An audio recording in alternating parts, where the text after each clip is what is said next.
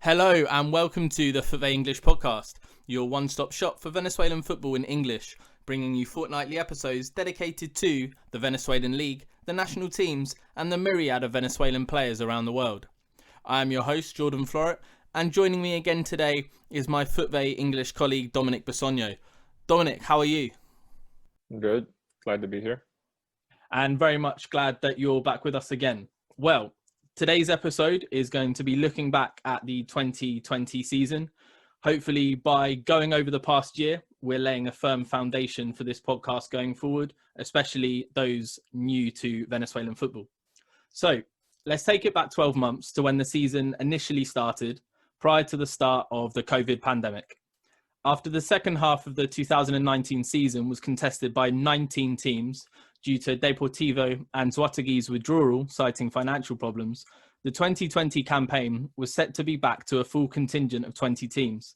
Yet just 3 weeks before the season began, a team named Llaneros were administratively relegated to the second division on the orders of FIFA due to an outstanding debt to a former player in 2016. It meant the club, who had finished as low as 16th in the top flight, would be playing in the Copa Sudamericana from the second tier. A bit confusing, right? Why would a team who finished in the bottom five be playing continental football?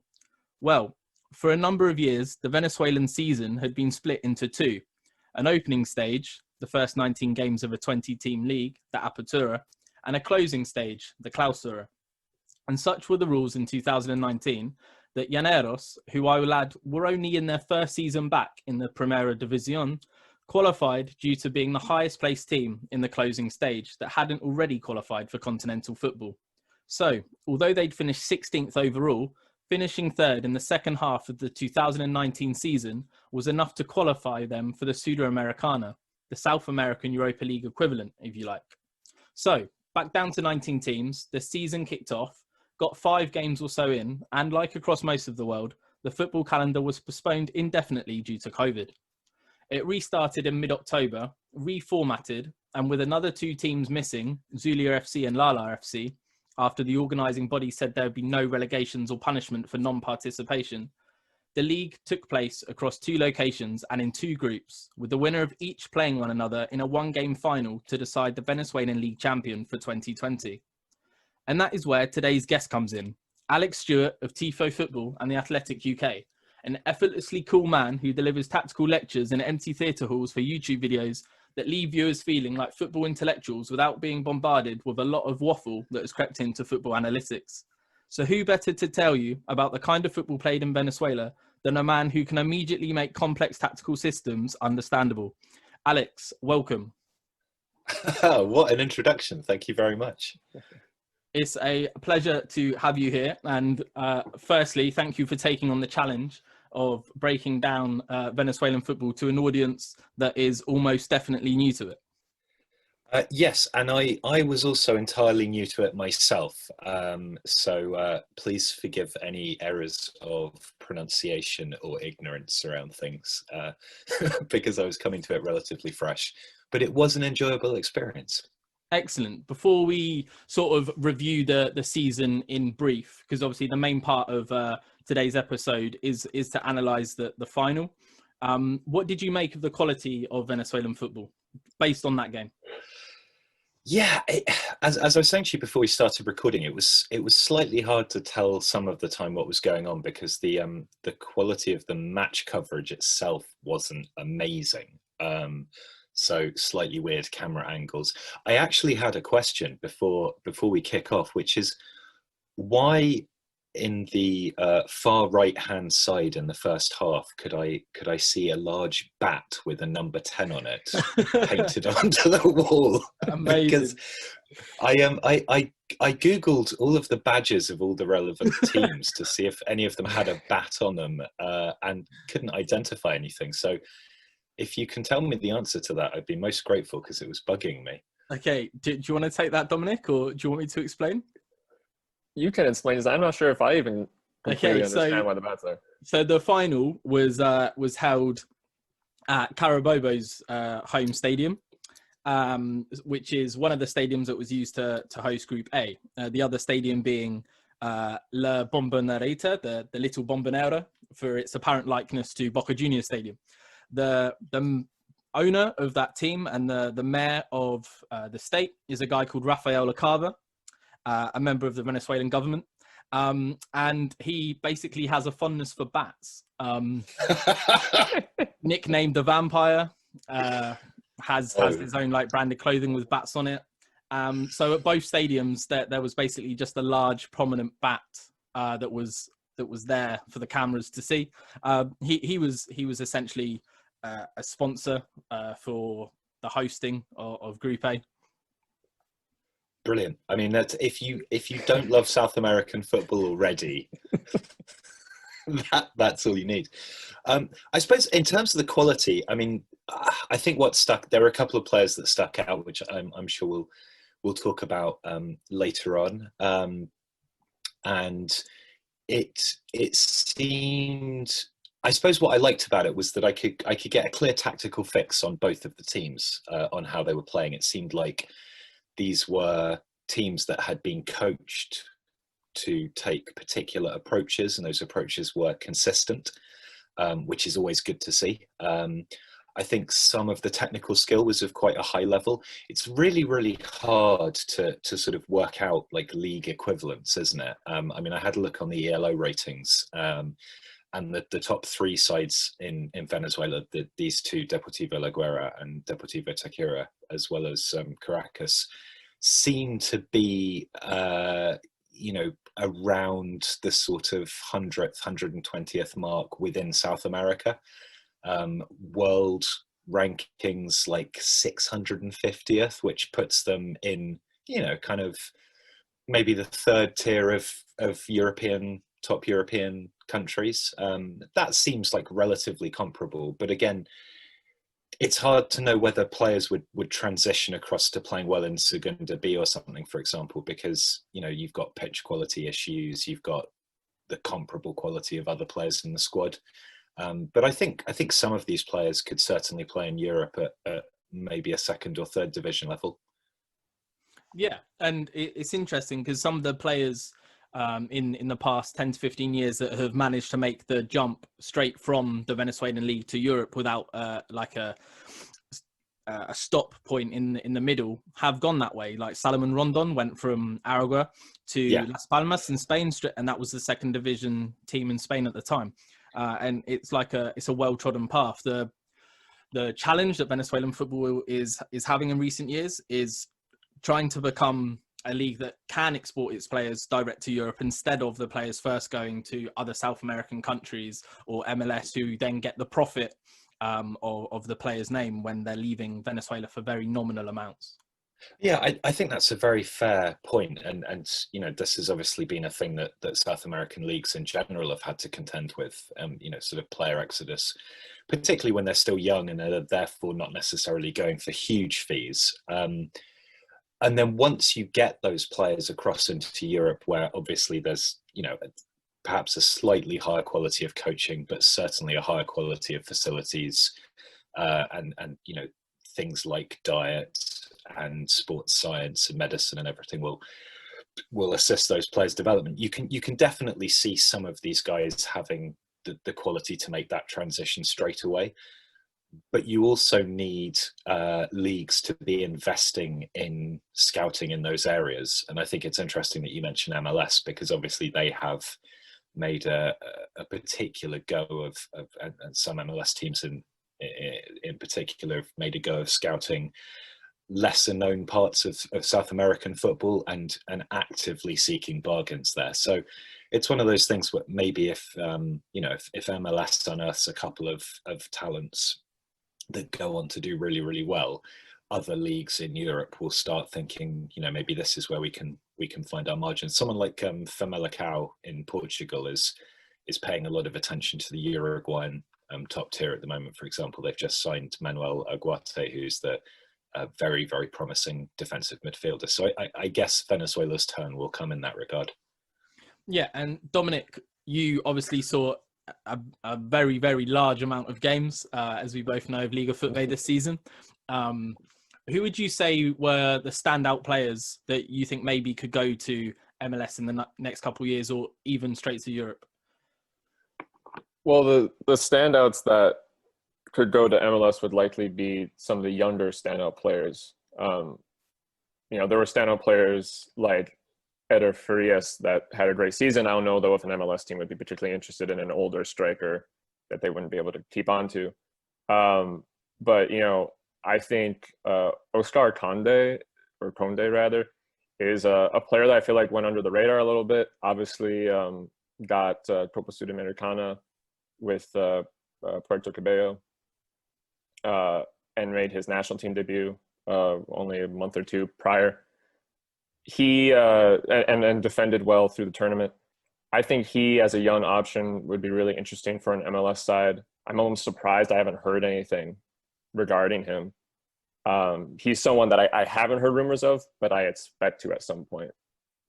Yeah, and he was one that during the season, I don't pay too much attention to transfer market, the website, when it comes to Venezuela. It's not the most up to date. But I did notice during the season his agent status changed from nothing to Seca Sports, and obviously Seca Sports, Venezuelan agency, have a Josef Martinez, Jefferson Sotelo.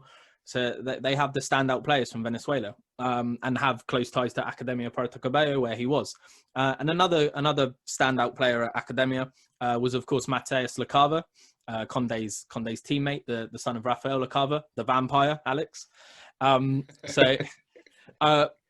were a number of good young standout players. For me, Sal Guadarrapa at Caracas had a fantastic season, not just in Liga FUTVE, but also in the Copa Libertadores, getting his debut goal at 17 in the Libertadores, then scoring on his league debut a couple of weeks later once he turned 18. And then also Daniel Perez, the 6'3" striker at Metropolitanos, who's currently attracting attention in Europe for this window, as well as Andres Ferro, his teammate, the centre-back. And lastly, for me, on a personal level, very pleased to hear that Alex also rated him, Jon Aramburu. Alex, what did you make of Jon Aramburu? Little bundle of energy, isn't he? I mean, I think so. It was interesting the way that Deportivo La Guaira. Am I saying that correctly? La Guaira. La Guaira. Okay, good. That they used their wingbacks because it was very, very aggressive on both sides. And I mean, their system overall, I'm sure we'll come to talk about later on, but the amount of energy and width required from those wing backs is astonishing, and particularly on the right hand side, because on the left, their number two, the left-sided centre back, was pushing across into that left back slot quite a lot, so the left wing back could stay high. But with Aramburu, he was expected to run kind of the whole length of the pitch, from the right back position right the way up into the right wing side, and you could see him closing down the Tachira left back, getting really, really high up the pitch. So there's a huge amount of energy there. Obviously, I think that probably caught up with him, which is why he came off after 59 minutes. But really impressive player, and the sort of in the right age bracket, I would say, to if you've got a player who's sort of 2021 and is getting regular minutes at a top level side, they've got enough of a history and a context for a club to be able to think this is not just a flash in the pan, which maybe with a 17 or an 18-year-old you do have. You need some game time under your belt, and he looks like a very interesting prospect.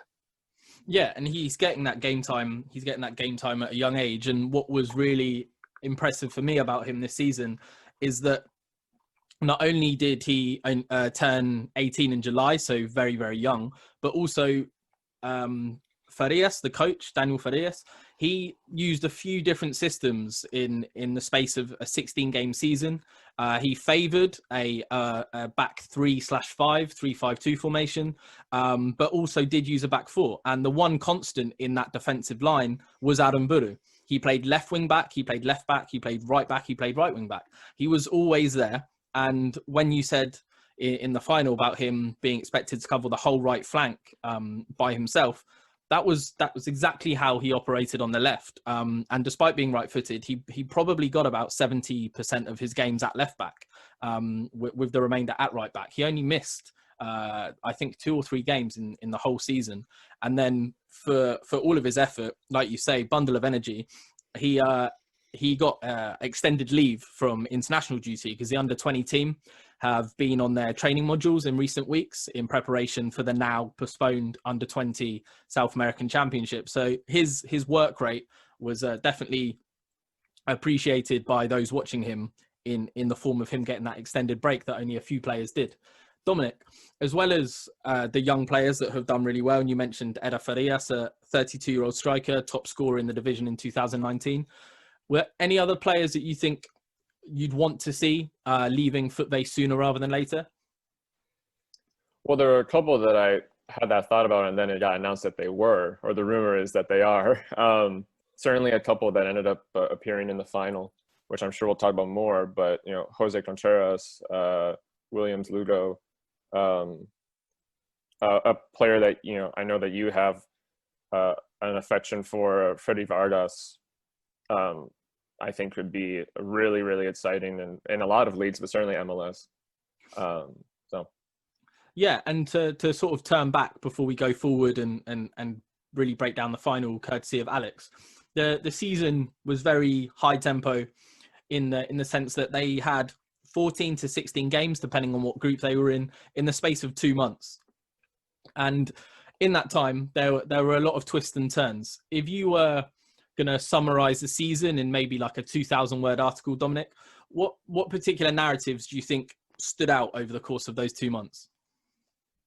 This season had a lot of heartbreakers. I mean, I think that'd be something you could turn into some sort of headline for it. And a lot of them that at one point seemed like they were going to be the opposite, seemed like they're going to be great stories. I think it's hard not to look at the way that Yarakianos' season went, where they almost, I mean, at one point it looked like they were going to win that group. Even if realistically that seemed not possible, mathematically it was kind of in their hands. The fact that their dark horse run kind of ends with them not having any continental football, certainly not having any trophy. That was maybe the definition of twist and turn, going up and down in a roller coaster. Atletico Venezuela was a bit shocking this season just because the 6 games they played before the bubble got created, they did quite well. I think they were in 5th place when it got paused. And they even had, during the bubble tournament, they had players that did quite well. I already mentioned him, but Farias, I mean, was tied for league goal scorer in the league, and scored very good goals. So the fact that they didn't turn that into something, I think will be pretty disappointing to a lot of people. Yeah, especially how quickly that they're now getting dismantled. Like you said, Eder Farias is already leaving, I think, to Ecuador maybe, to continue playing Copa Libertadores football. And Jose Hernandez, the left back, has left already. Leopoldo Gomez, a Liga FUTVE veteran, is rumoured to be going back to Estudiantes de Mérida. So that project that they built, particularly for 2020, in the hope of putting a lot of money in on the gamble that they'd qualify for Copa Libertadores, has completely backfired. Not helped at all, obviously, with COVID. Going back to Yaracoyanos, it was a really interesting story. In 2018, they were technically relegated from the 3rd division to the 3rd division, so relegated from the 2nd division. And they were saved at the last minute by the Venezuelan Football Federation expanding the size of the 2nd division. And that was the only reason why they didn't go down to 3rd. Saved by that expansion, they then won the 2nd division. And the promotion to the 1st division was their 2020 season that we're reviewing today. And in the middle of November, the FUTVE English Twitter account got a message from a France football journalist saying, hey, we'd like to do an article on Yaracoyanos. What a story if they qualified for Libertadores. In the end, they missed out on Sudamericana qualification by 3 points. I think it was 11 points off of the top of the title. But at the midpoint, they were certainly in with a shout, weren't they? Absolutely. Staying in that group where a lot of the twists and turns happened, I think, was the issue of Trujillanos. They became a lot of neutrals, if you can say the Venezuelan Football League had many neutrals watching, but they definitely became a firm favourite of a lot of people watching for the quite sad story that was happening. Reports of them being unpaid for 7 months, even throughout the time that they were completely relocated for this bubble tournament. And they had one game where they planned to take a banner out onto the pitch before the game to highlight the fact that they'd been unpaid for so long. That was prevented. And then quite cleverly in their next game, they allowed kickoff to take place, and then they stood still for the first minute in protest to highlight their issue. They had a couple of really good players on their team. Dominic, who do you reckon from Trullanos was the main player to put your finger on and say that he drove them forward to the point where they were in with a shout of Sudamericana qualification right until the very end? I think that Chavez really stood out. Just seemed like he was always, when things were going right for them, it always seemed like he was, well, either the one finishing a play or creating an opportunity. At the same time, though, it did feel like it was a really solid group. It didn't feel like some of these teams, again, had maybe overachievers and underachievers. It did feel like it was a team that had 11, well, or more than 11 players that were working well together. But Chavez stands out to me. Yeah, and now he's being rumoured with a move to Colombia, to Independiente Medellin, which I definitely think is like testament to his quality and testament to how Trullanos were coached this season. Is that their manager, Martin Carrillo, has now been appointed the head coach of the under-20s this year, the Venezuela under-20s, to lead them to the South American Championship, hopefully, when a new date for that is given. That's probably Trullanos a good bridge to talk about more some of the off-pitch situations. Obviously, Venezuela was subject to the same pandemic the whole world is, football and away from football. And quite noticeably, if we go over to the other group, Group B, that held Deportivo Tachira, Caracas, giants of Venezuelan football, they had one weekend that really stood out for non-footballing reasons. In the space of 48 hours, 76 players tested positive for COVID in an 8-team group in the space of 2 days, which accounted for 78% of all positive test results in that state in that same period. And we saw the first Clásico of the season, Deportivo Tachira against Caracas, having their kickoff delayed for 45 minutes. As Alex alluded to, the coverage of the games sometimes makes it difficult to work out exactly what's going on. And that was the case for you and I. We were both watching it live with that delayed kickoff. And at first, I certainly thought, well, maybe it's the lighting, because we saw a few times blackouts occur, games being postponed and suspended, and having to, even in one case, be finished the next day. Alex, you wouldn't have known this, but one game towards the very end of the season, it got postponed with about 15 minutes left, and they played the final 15 minutes the next day at like 8 a.m. in the morning. Oh dear. Yeah, exactly. But yeah, this game, the biggest game in the Venezuelan football calendar, had a delay of 45 minutes whilst they waited for coronavirus test results, which were expected to be positive. They were just double checking, and it led to Deportivo Tachira missing Jose Contreras, their goalkeeper, who you would have seen in the final. And that was sort of another unfortunate narrative of the season, games being always fulfilled, but often us watching at home waiting for an hour for the lights to return, or waiting on positive or negative test results allowing games to start. So I think that really takes us up to the point of the final itself. A disclaimer to anyone that decides to watch it or have a look at it off the back of this podcast. I'll include the link. It was the 15th and the 17th game, respectively, for Deportivo Tachira and Deportivo La Guaira, in under 60 days on a pitch that had hosted a game every other day for 2 months. And I think that's also, like I said to you, Alex, a couple of days ago, also probably a good disclaimer to the game that you witnessed, a pitch that had seen a lot of football and players that had seen a lot of football. So asked you earlier what you made of the quality of both sides as individual entities, and maybe the quality of Venezuelan football in general. But what would you take away from the domestic game based on what you saw in terms of the style of play and the level of play? Well, I think what was interesting was that you had two teams that set out to play really quite different styles of football. La Guaira, La Guaira, yeah. Yeah, excellent, good. I'll get there eventually. Obviously, had this the back five. They were playing a very, very direct style, so trying to lump the ball forwards to Ortiz or Acanto.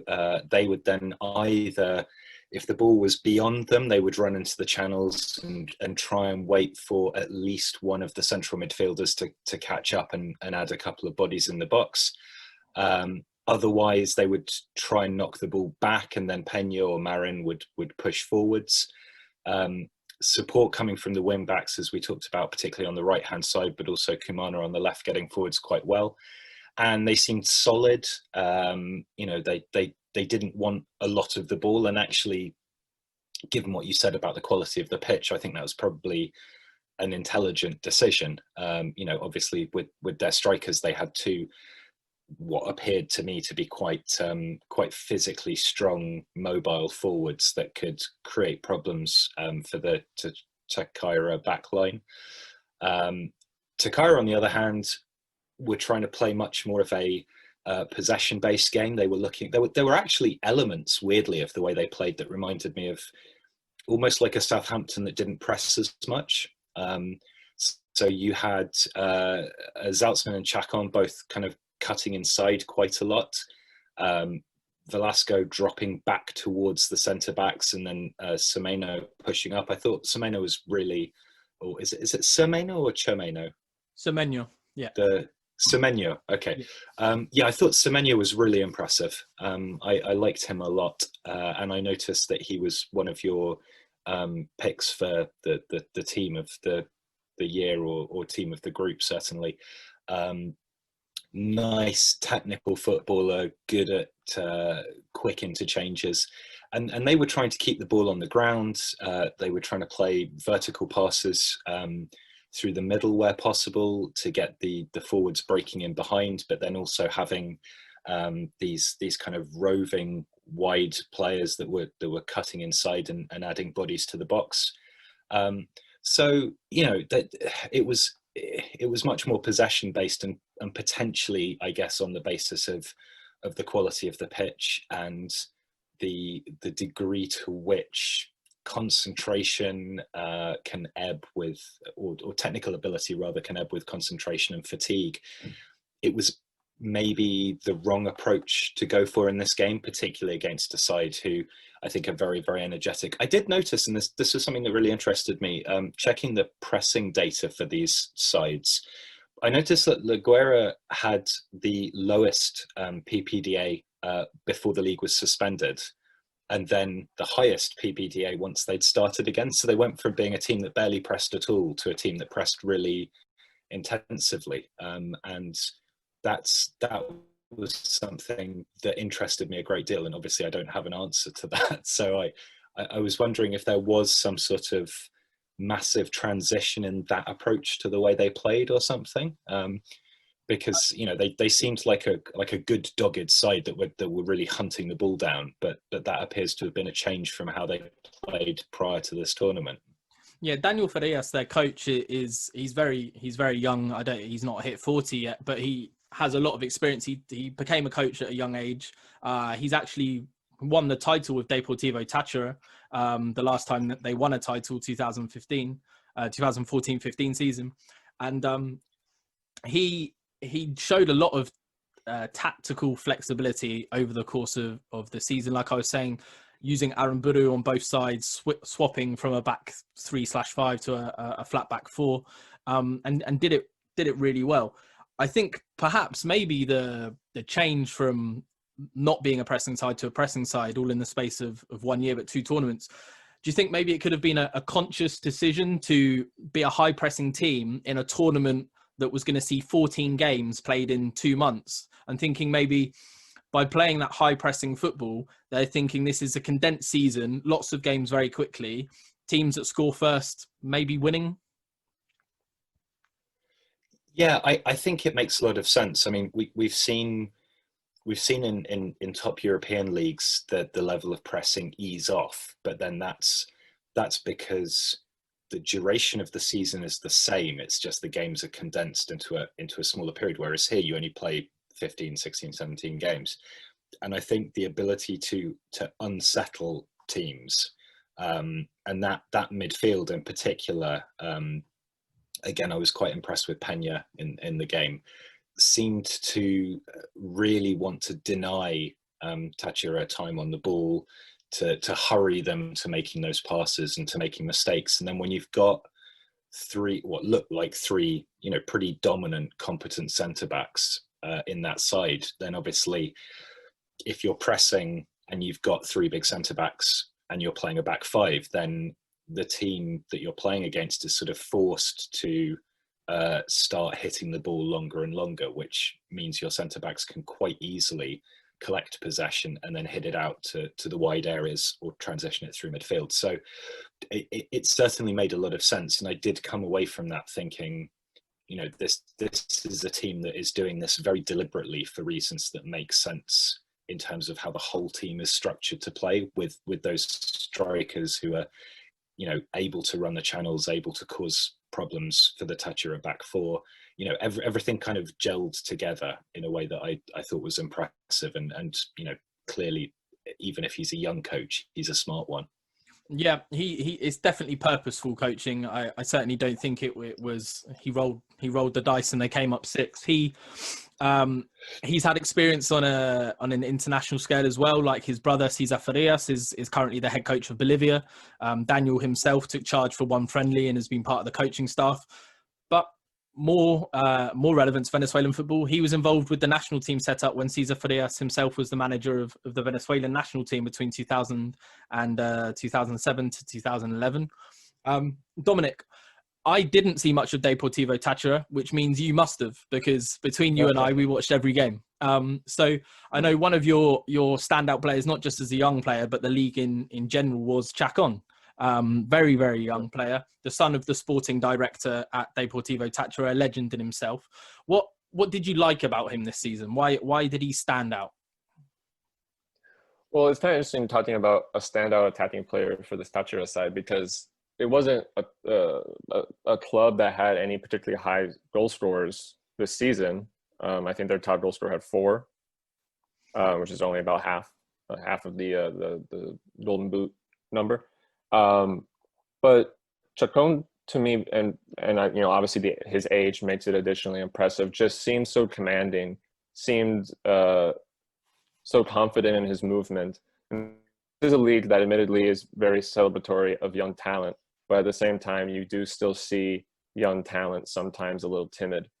And in a team that had plenty of older attackers or forwards, he just always seemed to be ready to make things work for them, even if he wasn't particularly scoring that many goals. I'm blanking on his actual goal count on the season, but again, the fluidity and his ability to just keep things moving for a side that didn't necessarily score that many goals. I think we even talked about how the entire Group B was a little less explosive in the attack just the whole season.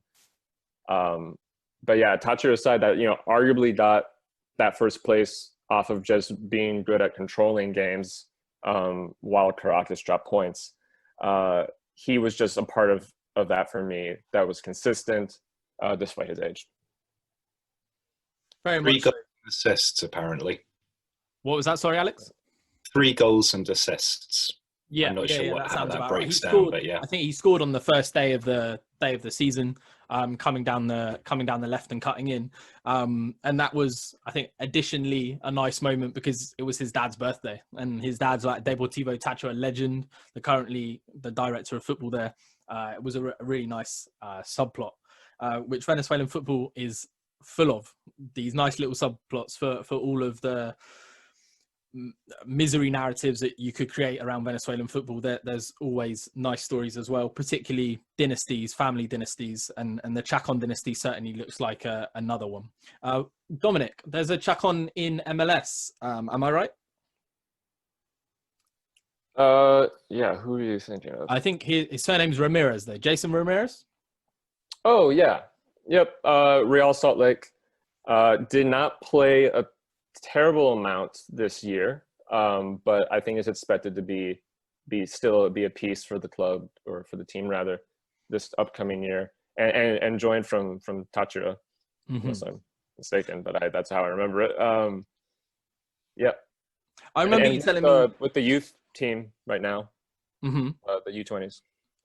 Alex, I remember you said to me a day or two ago, if you summarize the game in one line, it was that the wrong team won. Yeah. What did you mean by that? Because it's going to be particularly a consolation prize for the Deportivo Tachira fans that do listen to this, because I'm sure there will be some. They're everywhere. They're the most supported team in Venezuela, the most widely supported team in Venezuela, and they take some comfort from you saying that, because they were hoping to win, they're expecting to win. They're the team that have finished runners-up the most time. That's something you don't want. They're the second most successful team in Venezuelan football when it comes to winning league titles. So why did you say they should have won?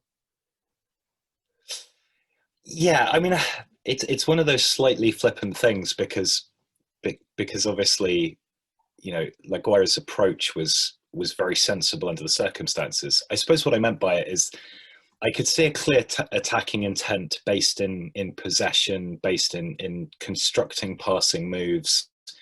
You know, Tachira had a lot more attacks, although actually I think roughly proportionally they evened out in about the same number of shots for each side. But a lot more passes, a lot more accurate passes.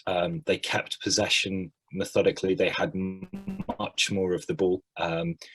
They did, and I know single game XG totals are a slightly tricky concept, but they did have a greater XG. And you know, the goals that La Guaira scored were, well, from the corner and then from the you know, resulting off a throw in.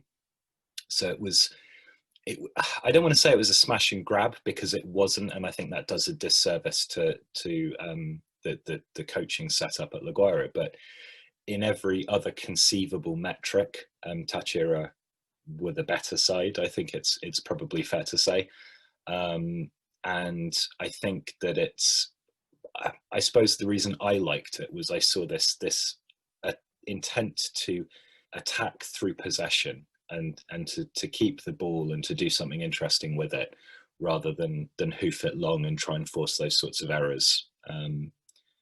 But you know, I suppose it depends on your taste, doesn't it? Yeah, a lot of Tachira's season was, particularly in the first half, was like, well, they keep winning, but they've not really done anything to make you think that they're gonna continue or they're a good side. They just always found a way, and you know, people always say good teams find ways to win when they're playing badly. But that's normally a spell. For Deportivo Tachira, it was pretty much most of the season, wasn't it, Dominic? Yeah, they just, I mean, and oddly enough, to a certain degree, it mirrors some of the momentum that La Guaira had, but La Guaira was maybe winning games more confidently. But yeah, both of them at certain points just seemed to hit strides during their seasons where it just seemed like nothing could quite stop them from winning, even if they didn't have a great nights. As I mentioned before, it wasn't that Tachira was scoring a ton of goals. They weren't winning every game 5-0 or something. In fact, a lot of their games were quite close, but it just never seemed like the other team was ever going to get anything out of them. So yeah. Also, I noticed you. Go ahead. Sorry. You picked their goalkeeper as the player of the year, which is always Contreras. It's always an interesting reflection on a side that's you know, obviously won a lot of games, but if their goalkeeper is the player of the, it's not because they're just standing around organizing the defense. So that I found interesting, because it, like, I quite liked him in the final. He looked like a good goalkeeper. He's nice and brave. I watched some clips of him. Otherwise, he seems very quick to come out. Like he grabs the ball off strikers' feet. Like, he's clearly a very good player. But if your goalkeeper is having to do that much and being that good, then you're clearly not an overwhelmingly dominant team. Yeah, what was interesting about Jose Contreras, his season in general, is like you say, it's rare, or maybe it's indicative of a season when a goalkeeper is your most not just standout performer in a team, but to actually win the Player of the Year when there's lots of other players to choose from is phenomenal, because we had our Team of the Year and our Player of the Year votes that we ran on Twitter before the league had theirs, and Jose Contreras won the Player of the Season according to our polls, and then he got the award itself as well from the league. He's now moved to Deportivo Pasto in Colombia, so he's going to be a big loss. But as Dominic will be able to tell you better than me, it's not his first overseas experience. No, yeah, and I actually even was reminded of this when it was being discussed, the comparison to second or third division tiers in Europe, because Contreras had a brief spell at, I don't know how to spell it or how to pronounce it rather, but Chateau, I believe, in Ligue 2. And I want to say played 6 or 7 games. Didn't have an amazing start, but also didn't have a horrible start. It was kind of a mid-table status, and then got replaced by the club's pre-existing goalkeeper, and didn't really get a shout after that. And it was a loan, so then he was returned at the end of the season. And I remember at the time, and that was maybe 2 years ago now, I remember at the time thinking it was a bit unfair just because it seemed that he was doing well. But yeah, so it's interesting to see what he'll do with another chance to leave Liga FUTVE. He had, for those that are fans of numbers, his performances in the group, so all but the final, all but one game. He had a save percentage of 87%. He was classed by Instat as making 10 super saves. His conceded to expected conceded was a gap of 7. He let in 7 goals in the group stages and was expected to have conceded 14. I admire X stats, Alex, but I definitely think you'll have a better understanding. To have conceded 7, but to have been expected to concede 14, double the amount in such a short amount of time. How impressive is that? That's very good. I mean, I was doing some general research on goalkeepers for a Tifo Sensible Transfers video recently, and obviously sometimes the legitimacy of the sort of post-shot expected goals model, if you're looking at a data provider like Scout, is a bit weird sometimes from certain leagues, but the best goalkeepers are usually saving somewhere between 5 and 10 goals more than you would expect them to save across the course of a season. So to have 7 in 16 games is very impressive. And like I said, I watched some clips of him, and he's a good shot stopper for sure. But what I really liked about him was the way that he comes for the ball, either at the feet of strikers or sort of leaping out almost horizontally sometimes to claim balls that are bouncing around in the area. He's quite a commanding goalkeeper, and he's clearly a brave goalkeeper. So that's good. I guess that compensates slightly. I've got his height listed at 6'1", which I think seems reasonable. He didn't strike me as particularly tall. No, he's not particularly tall.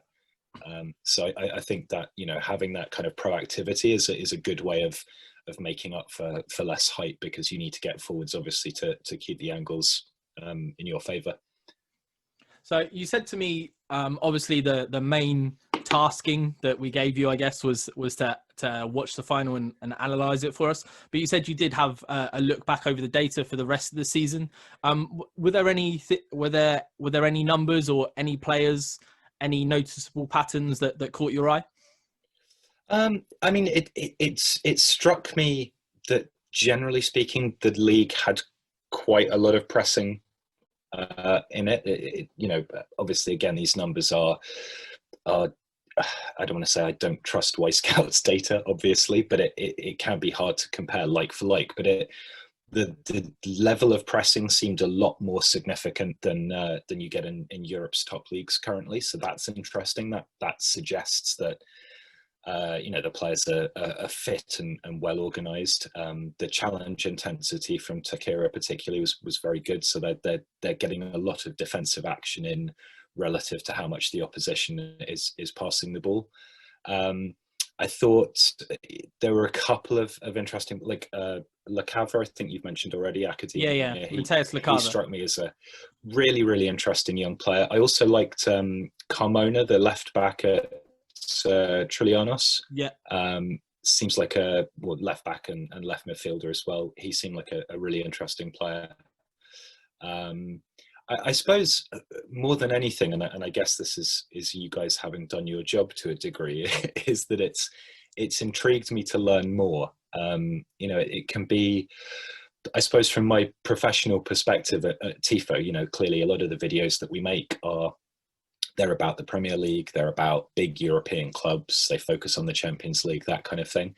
And it can just remind you that there's a wealth of football out there. And this is a statement of the obvious, clearly, but I guess when your time is limited and you're trying to do what is required for your job, it can be difficult to make the effort to reach out and spend time with these leagues that maybe aren't as well regarded or aren't regularly supplying players to top European clubs, and that's what you then kind of go back and look at. So I think I've definitely been very intrigued by it, and I will be spending more time watching it.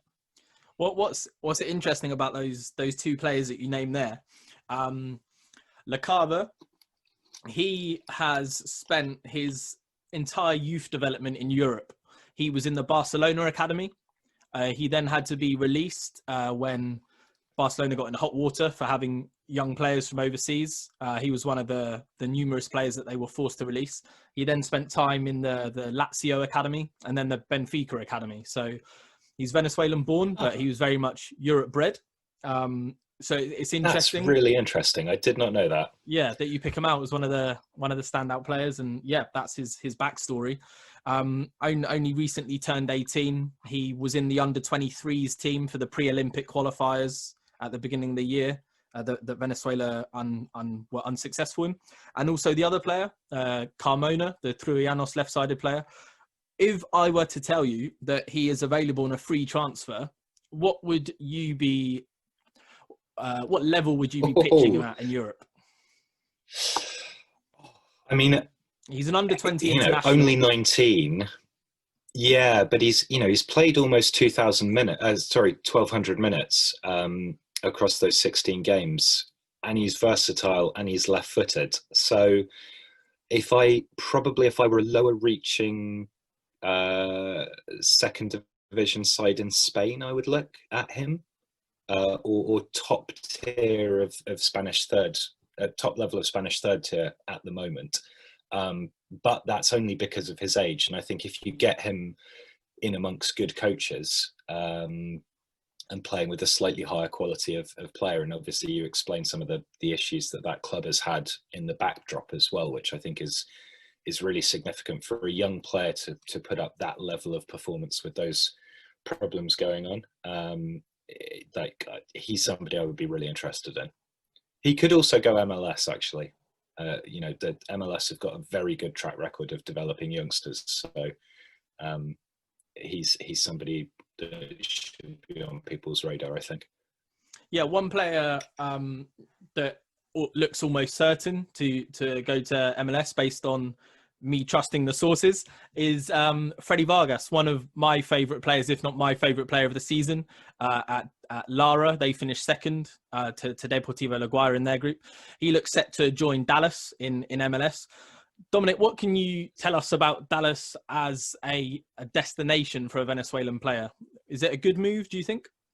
It's definitely an interesting one. And when you mentioned that to me, it did increase my excitement for him coming to the league, because Dallas is a team that has built a reputation for youth development. And while he's not 16 or whatever, he's 21, I believe, but, young nonetheless. In terms of young American talent, I mean, we're talking about the team that developed Weston McKennie, who's now at Juventus. We're talking about a team that right now, if you look at any MLS rumor page, they have 3 or 4 young players that are being looked at by Serie A teams. Reggie Cannon recently left the team for Boa Vista in the Portuguese top tier. it's a team that has a reputation for strong youth development within MLS as well, not just for international transfers. And so, and as we talked about prior, this is maybe a bit of a cliche, but of course it's in a part of the country where you might find it easier to settle if you're from a Spanish-speaking country. It's the setup, the coach is Latino, a lot of the players are Latino. And so in that sense as well, perhaps easier to merge into than, say, going to Minnesota or Seattle or whatever. So yeah, if that proves to be where he's headed, I think that's a really good club for him to just at least start his MLS journey with. Good. I think it would even encourage me to watch MLS, which is a league I don't watch, mainly for the time difference. Alex, to wrap up, as somebody that hadn't watched any Venezuelan football before and had watched the keynote game of the year, if you had to persuade somebody to watch some Venezuelan football, what would your angle be? What did you enjoy about it? What was entertaining about not just the game, but maybe what you've also learned about Venezuelan football, either during this podcast or with your own research? The bat. No, not just the bat. Look, I think my reasons for watching football are probably different from a lot of people's, but as somebody who is fixated with tactics and loves finding new players, particularly young players, it was brilliant because, like I say, I could watch two teams that had clear strategic approaches, that had been set up to play a certain kind of way. There were some young players that looked good. There are obviously plenty of young players. I agree, Vargas is an interesting prospect as well. Quite a lot of dribbles, which is always fun. This is clearly a league where while the overall quality isn't necessarily exceptionally high, there are definitely really exciting young players who could go on and do good or great things elsewhere. So I think from the perspective of broadening somebody's understanding of football, learning a little bit about a group of players that they wouldn't otherwise necessarily come across, it was really good fun. I enjoyed it a lot. Excellent. And I thought I'd double end, because I know that I said that was going to be the end, but I thought double end on Aramburu, a player that you said stood out in the final. Out of general interest for people that are listening, a couple of months ago, he was signed by the agency of Anton Griezmann, the Bayern 4 agency. They've only got a couple of players to their name. They're very new, very fresh. One of their heads of talent identification is Andrea Orlandi, a player that used to play in England with Swansea, and I think he spent some time at Brighton too. What do you make of them signing him? Do you think he has the ability to, 18 years old, Spanish passport, under 20 international, do you think he has the ability to maybe play in even as high as Europa League one day? I think it's really hard to say on the basis that, because he's as young as he is, obviously there's a lot that can go right or wrong in terms of a player's development. But I would say from the perspective of having physical attributes, energy, pace, and also the tactical flexibility that you talked about, and the work rate and tactical discipline required for the role that he had in the final, I don't think it's a wild shout. I think if he went to a good, kind of, like I say, second tier Spanish team, and got proper game time there, then he certainly has a pretty high ceiling. Whether it's high enough to play Europa League, I think is really hard to say at this point. But certainly worth a move to Europe, yes. Excellent. That will be music to the ears of national team followers of Venezuela as well. Roberto Rosales, their veteran right back, who we've seen slot in at left back a few times in the past year or so, is probably, it's fair to say, Dominic, coming towards the end of his career at top end of Europe. Yeah, well, and currently playing with Leganés in the second tier.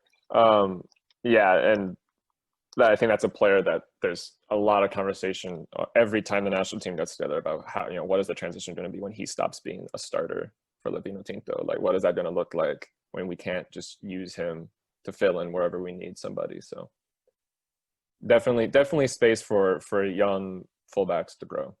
Yeah. And I'm going to leave the last line of the episode to you, Dominic. Can you give us a sentence or two to summarize the 2020 season in Liga FUTVE? This season has left me very, very interested and, dare I say, excited for what 2021 is going to look like.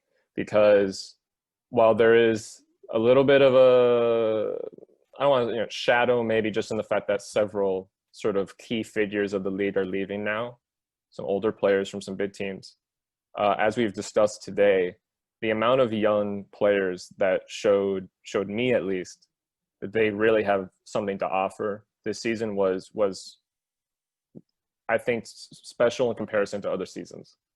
There's so many players that some I'm even thinking of just now talking about it that I hadn't remembered almost, that I can't wait to see what the next 2-3 years look like for them. So 2020 made me excited for the future, believe it or not. Yeah, it's easy to get downbeat about the future of Venezuelan football at times, but what we saw on the pitch gave us reason to be optimistic.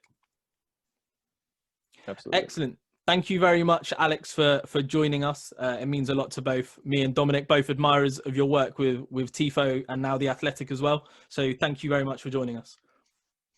Oh, no, thanks for having me. And let's do this again and go through some of these more niche prospects. That would be a lot of fun. Yeah, it would indeed. I will definitely take you up on that offer. For everyone listening, thank you very much. Another episode in 2 weeks, without a doubt. Until then, goodbye.